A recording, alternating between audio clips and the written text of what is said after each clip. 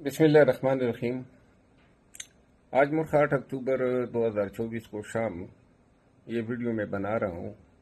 میری صحت کے حوالے سے سوشل میڈیا پہ بہت ساری خبریں گردش کر رہی ہے اور حالیہ دھرنے اور احتجاجوں میں میری عدم شرکت کے حوالے سے میری بیماری کو بہانے کے طور پہ بھی اجاگر کرنے کی کوشش کی گئی، تو اس حوالے سے میں ضروری سمجھتا ہوں کہ حقائق عوام کے سامنے رکھوں۔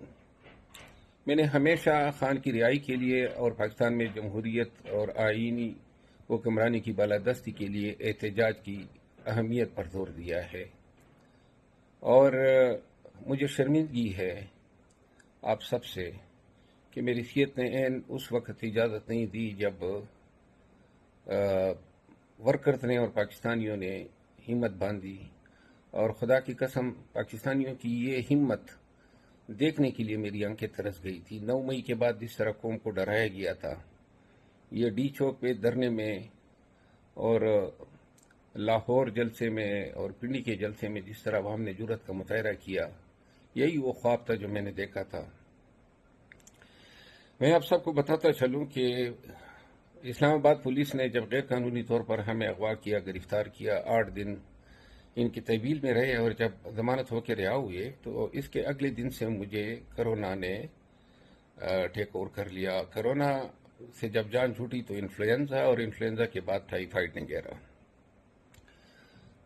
بہت ساری بیماریاں جو ہیں، اس سے نکاہت بھی ہوئی، وزن بھی کم ہوا، اور لیور فنکشن ٹیسٹ جو ہیں وہ بھی صحیح نہیں آیا۔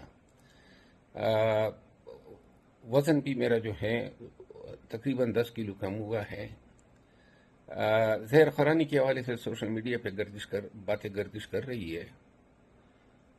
میں اس حوالے سے آپ سب کو بتاتا چلوں کہ جو بیماریاں مجھے لائق ہیں وہ میں نے آپ سب کو بتا دی، اور ان خبروں میں کوئی صداقت نہیں ہے کہ مجھے زہر دیا گیا ہے، گرچہ میں نے ابھی ٹیسٹ کرائے ہیں اور بھیجے ہیں، لیکن ایسے کوئی سمپٹمز نہیں ملے ہیں۔ لیور فنکشن ٹیسٹ اور یہ بیماریاں جو ہیں، ان سب نے جو ہے میرا حال خراب کیا ہے، اور ان حالات میں مجھے دعاؤں کی ضرورت ہے۔ میرا آپ سب سے وعدہ ہے، پورے پاکستانیوں سے وعدہ ہے، جس دن اللہ نے تھوڑی جان میں جان ڈالی، انشاءاللہ جس طرح 9 مئی کے بعد کسی ایک جلسے، جلوس اور کنونشن کو میں نے مس نہیں کیا، انشاءاللہ آپ سب کے آگے کھڑا ہوں گا۔ اللہ کرے کہ اس قوم خان کے لیے اور پاکستان اور جمہوریت کے لیے ہم کسی کام آ سکے، یہ سعادت ہوگی میرے لیے۔